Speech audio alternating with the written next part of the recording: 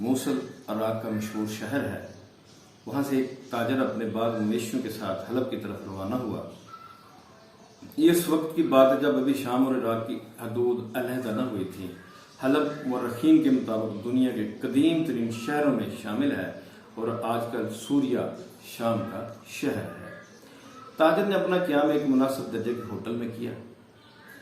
یہاں ان دنوں مویشیوں کا میلہ لگا ہوا تھا۔ اس نے اپنے مویشی جلد ہی فروخت کر دی اور موصل کی راہ لی۔ ایک ڈاکو مسلسل اس تاجر کے ساتھ لگا ہوا تھا اور اس کی مسلسل نظر اس پر تھی۔ اسے معلوم تھا کہ اس کے پاس ایک خطیر رقم موجود ہے۔ السلام علیکم ورحمۃ اللہ وبرکاتہ۔ بسم اللہ الرحمن الرحیم، اللہم صلی علی محمد وعلی آل محمد۔ سنہرے فیصلے کے سلسلے میں آج کا جو واقعہ ہے اس کا عنوان ہے ہم نے بھی گواہی دی۔ تو اس واقعے سے پہلے آپ میرا یوٹیوب چینل سبسکرائب کر دیں۔ تاجر راستے میں ایک ویران جگہ پر ایک درخت کے نیچے سستانے کے لیے رکا تو اس ڈاکو نے اس پر حملہ کر دیا۔ اس کی گردن پر اپنا خنجر رکھا اور کہا کہ جو کچھ تمہارے پاس ہے نکال کر میرے حوالے کر دو۔ تاجر نے ادھر ادھر دیکھا اور شور مچایا کہ کوئی اس کو بچائے، مگر اس ویران جگہ اس کی کون سنتا۔ اس نے خاموشی سے اپنا تمام مال ڈاکو کے حوالے کر دیا۔ اب ڈاکو اسے قتل کرنے کے درپے ہوا۔ تاجر نے کہا تم نے میرا تمام مال لے لیا ہے، اب تو میری جان سے تمہیں کیا غرض ہے؟ میرے چھوٹے چھوٹے بچے ہیں، میرے اوپر رحم کھاؤ، مجھے قتل نہ کرو۔ مگر ڈاکو پر خون سوار تھا، اس نے اس کی ایک منت سماجت کی قتل کوئی پرواہ نہ کی اور اس کو قتل کرنے لگا۔ تاجر بالکل نہتا تھا۔ اس نے دائیں بائیں دیکھا کہ کوئی اس کی مدد کرے۔ اچانک اس کی نظر اوپر درخت پر پڑی۔ اس کو دو کبوتر درخت پر بیٹھے نظر آئے۔ اس کی جان نکل رہی تھی۔ ڈاکو خنجر سے اس پر پے در پہ حملے کر رہا تھا کہ اچانک اس نے ان کبوتروں کو مخاطب کیا اور کہا ایتھا الحماماتان اشہد، اے کبوترو تم گواہ رہنا۔ اللہ اکبر۔ ڈاکو نے اسے قتل کر دیا۔ اس کے آخری الفاظ نہایت مزاحیہ انداز میں دہرانے لگا، ایتھا الحماماتان شہادہ، اے کبوترو گواہ رہنا، گواہ رہنا۔ اب ڈاکو نے اپنا راستہ لیا۔ راستے میں بھی وہ مقتول کے الفاظ دہراتا رہا۔ اس کے لیے یہ گویا ایک لطیفہ تھا جو مرتے وقت تاجر نے بیان کیا تھا۔ ادھر اس تاجر کے اہل و عیال اس کے عمل کے منتظر تھے۔ دن گزرتے گئے مگر اس کی کوئی خبر نہ ملی۔ چنانچہ اس کا بڑا بیٹا اپنے والد کی تلاش میں حلب گیا۔ وہاں اس کو بتایا گیا کہ وہ فلاں تاریخ کو حلب آیا تھا، فلاں جگہ قیام کیا، فلاں کے ہاتھ اپنے مویشی فروخت کیے، اتنی رقم وصول ہوئی اور چند دنوں کے بعد حلب سے کچھ فاصلے پر ویرانے میں کسی نامعلوم شخص نے اسے خنجر کے وار سے قتل کر دیا اور ساری رقم چھین کر بھاگ گیا۔ تمہارے والد کو فلاں قبرستان میں دفنایا گیا ہے۔ تاجر کا بیٹا حاکم شہر کے پاس گیا، وہاں دہائی دی، پھر قاضی کے پاس گیا اور اپنے والد کے دوستوں سے ملا کہ کسی طرح قاتل کا پتہ چل سکے۔ اس کی تمام تر کوششوں کے باوجود نتیجہ صفر رہا، کویوں کے نہ کوئی موقع کا گواہ تھا اور نہ قاتل نے کوئی نشان چھوڑا تھا۔ وہ مایوس ہو کر واپس موصل آ گیا، وہاں کے والی سے ملا اور اس سے مدد کی درخواست کی۔ اس نے فوری طور پر حلب کے حق میں خط لکھا۔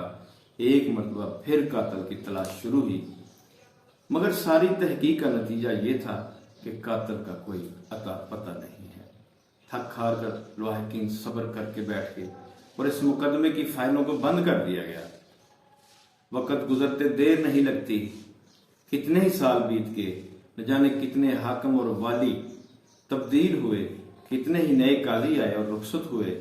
تاجر کے لاحقین اور دوست بھی بتدریج اس واقعے کو بھول گئے، اولاد بھی صبر کر کے بیٹھ گئی، مگر اس قصے کو ایک شخص نہیں بھولا، اور یہ وہ شخص تھا جس نے اس تاجر کو قتل کیا تھا۔ جب وہ کسی کبوتروں کے جوڑے کو دیکھتا تو اسے مقتول کے الفاظ یاد آ جاتے کہ اے کبوترو گواہ رہنا۔ ایک دفعہ اس کے کسی قریبی رشتہ دار کے ہاں تقریب تھی۔ یہ خاصا امیر کبیر شخص تھا، لہذا کھانے میں بہت زیادہ لوگ تھے، جن میں شہر کے اعلیٰ حکام بھی شامل تھے۔ کھانا چنا گیا تو انواع و اقسام کے کھانے سامنے تھے۔ قاتل نے ایک بڑے طبق سے ڈھکن اٹھایا تو سامنے دو بڑے کبوتر بنے ہوئے پڑے تھے۔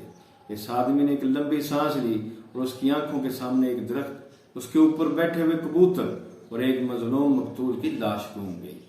اس کے کانوں میں مقتول کے الفاظ گونج رہے تھے، اے کبوترو گواہ رہنا۔ اور پھر اس نے غیر ارادی طور پر ایک زوردار قہقہا لگایا۔ لوگوں نے بے اختیار اس کی طرف دیکھا کہ کیا ہوا ہے۔ اب اس نے کبوتروں کی طرف اشارہ کیا اور پھر قہقہا لگایا اور ایک غیر مرئی طاقت نے اس کی زبان کھلوا دی۔ وہ دعوت کو بھول کر لوگوں کو قتل کا واقعہ سنانے لگا۔ اس کا ایک ایک جز مکمل تفصیل سے سنایا۔ اس کی زبان نے کوئی چیز نہ چھوڑی۔ لوگ مبہوت ہو کر اس کی داستان سن رہے تھے۔ جیسے ہی اس نے اپنے راز کو افشا کیا تو اسے احساس ہوا کہ میں نے یہ کیا غلطی کر دی۔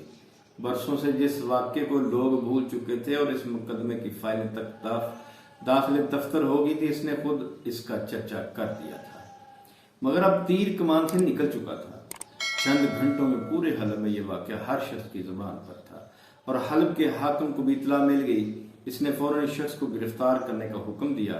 پولیس کے سربراہ نے باقاعدہ مقدمہ درج کروایا۔ اس دعوت میں شریک لوگوں کو گواہی کے لیے طلب کیا گیا۔ انہوں نے اپنے اپنے بیان دیے۔ مجرم کو بلوا کر گواہوں کے بیانات سامنے رکھے گئے۔ اس کے پاس اعتراف کے سوا کوئی چارہ نہ تھا۔ قاضی نے مجرم کو پھانسی کی سزا سنا دی۔ حلب کے حاکم نے کہا لقد شاہدنا، ہم نے گواہی دی۔ حلب کے قاضی نے کہا لقد شاہدنا، ہم نے بھی گواہی دی۔ پولیس کے چیف نے کہا لقد شاہدنا، ہم نے بھی گواہی دی۔ لوگوں نے کہا لقد شاہدنا، ہم نے بھی گواہی دی۔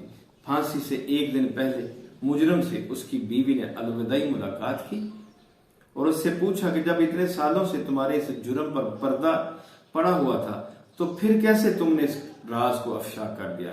اس نے جواب دیا ان ارادتن قاہراتن شلت اراداتی و اجبرتنی علی الکلام، ایک زبردست صاحب ارادہ نے میرے ارادے کو سلب کر لیا اور مجھے بات کرنے پر مجبور کر دیا۔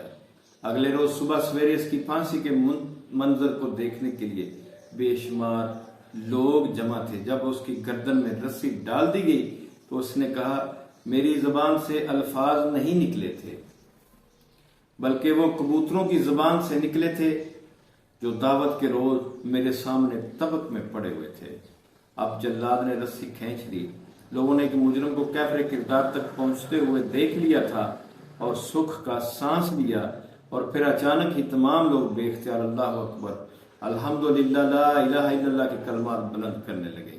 اس وقت لوگوں نے دو کبوتروں کو دیکھا جو قاتل کے سر پر بغیر کسی حرکت کے بیٹھے تھے۔